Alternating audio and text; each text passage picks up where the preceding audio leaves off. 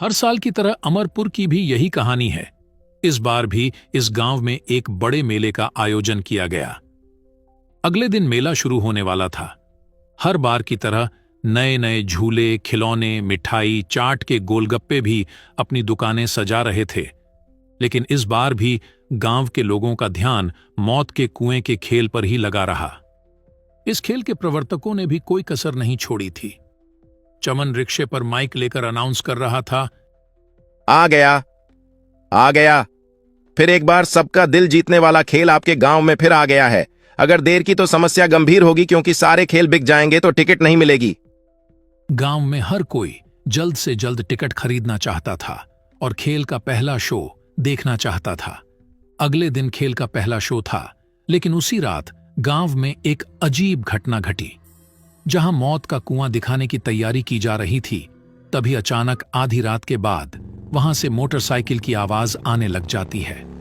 अचानक बच्चा बोलता है, पापा, पापा, जागो, देखते नहीं, मौत के कुएं का खेल शुरू हो गया है, देखते नहीं। बेटे की आवाज सुनकर दोनों जाग जाते हैं। अरे क्या हुआ रमेश, इतनी रात को जाने की बात कर रहे हो?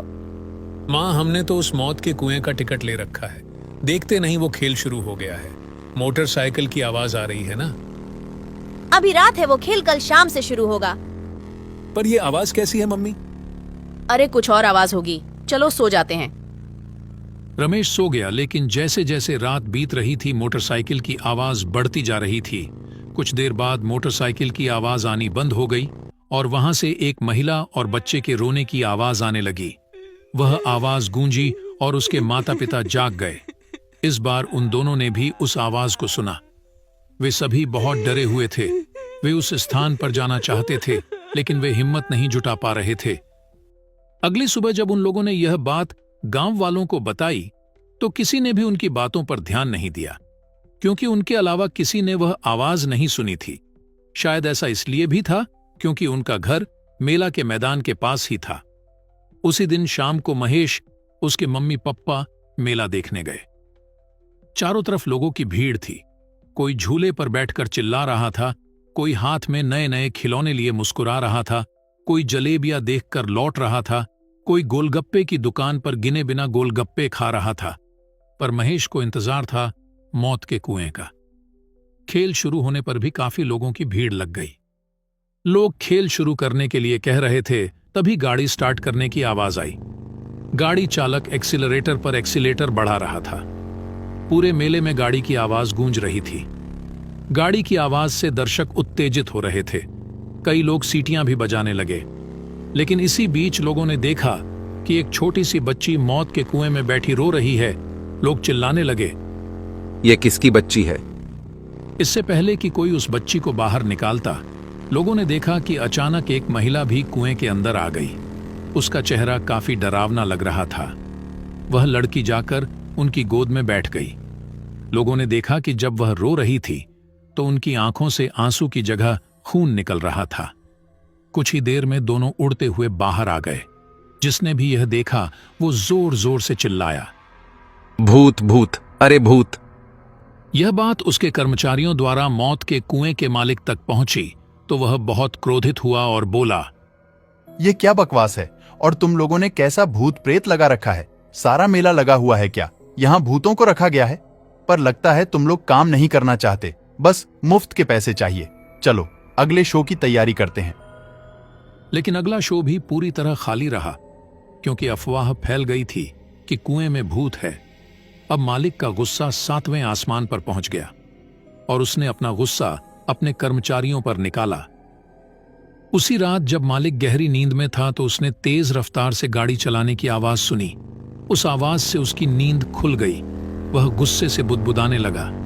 जैसे ही वह वहां पहुंचा, उसने जो देखा उसे अपनी आंखों पर विश्वास नहीं हुआ। उसने देखा कि एक आदमी लगातार मौत के कुएं में गाड़ी चला रहा था। उस आदमी ने अपना सर नीचे कर रखा था।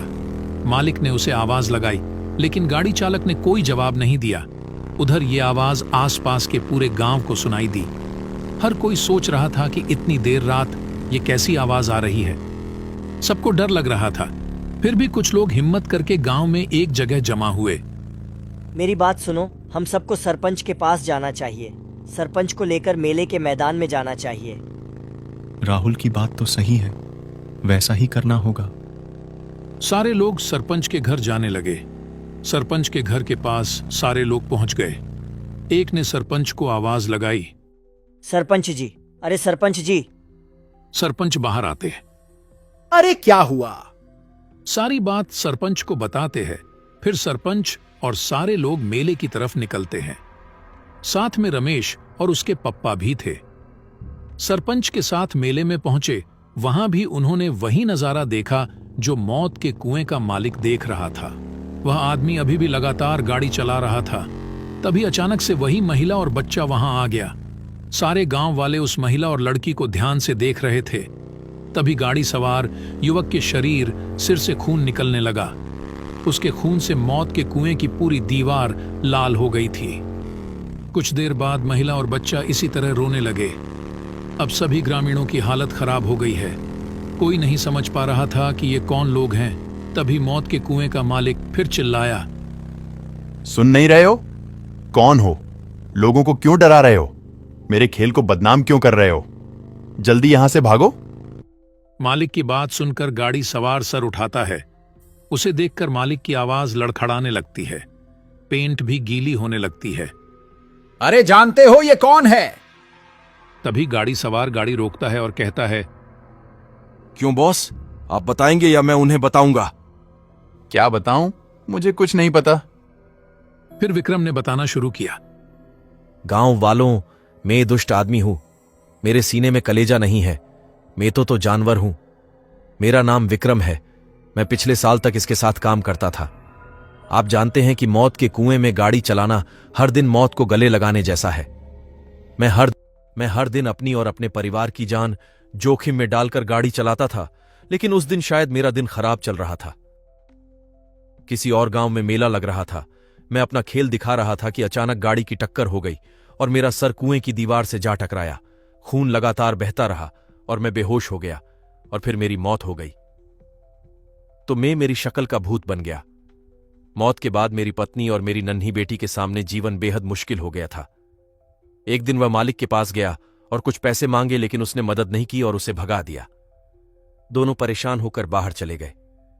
मेरी पत्नी ने दूसरी जगह काम करने की कोशिश की, लेकिन कोई काम नहीं मिला। लोग उसको कोई काम नहीं दे रहे थे। इधर उधर भटकते ही रह गए। खाने पीने की कोई चीज उनके पास नहीं थी। कई दिन भूखे प्यासे सड़क पर भटकते रहे और फिर दोनों की भी भूख से मौत हो गई। तुम गांव के लोग ही बताओ कि मेरा और मेरे परिवार का क्या कसूर था जिसकी सजा हमें मिली। अरे हम तो कलाकार हैं, यही तो रोजी रोटी है। पर कल कोई हादसा हो जाए तो मालिक हमें मरने के लिए छोड़ देता है। हम तो जिंदगी भर आपके सुख मनोरंजन के लिए काम करते हैं और बदले में हमें क्या मिलता है? विक्रम की बात सुनकर सारे गांव वालों ने मालिक को मारने के लिए घेर लिया। तभी मालिक चिल्लाया, अरे अरे छोड़ो, मुझसे गलती हो गई, मुझे माफ कर दो। हम आपको एक ही शर्त पर छोड़ेंगे कि आप यहां काम करने वाले लोगों को गारंटी देंगे कि अगर उन्हें कुछ हो गया तो आप उस परिवार को बेसहारा नहीं छोड़ेंगे। सारा खर्च उठाएंगे ताकि इनके परिवार को किसी तरह की कोई तकलीफ ना पड़े। अरे आजकल तो बीमा होता है, इन सब का बीमा क्यों नहीं करवाते? सरपंच जी, आज से ही इन सब का बीमा बनवा दूंगा और इनके परिवार की मदद भी करूंगा। उसके बाद सारे लोग मालिक को छोड़ देते हैं। सारे लोग मेले में घूमने लगते हैं।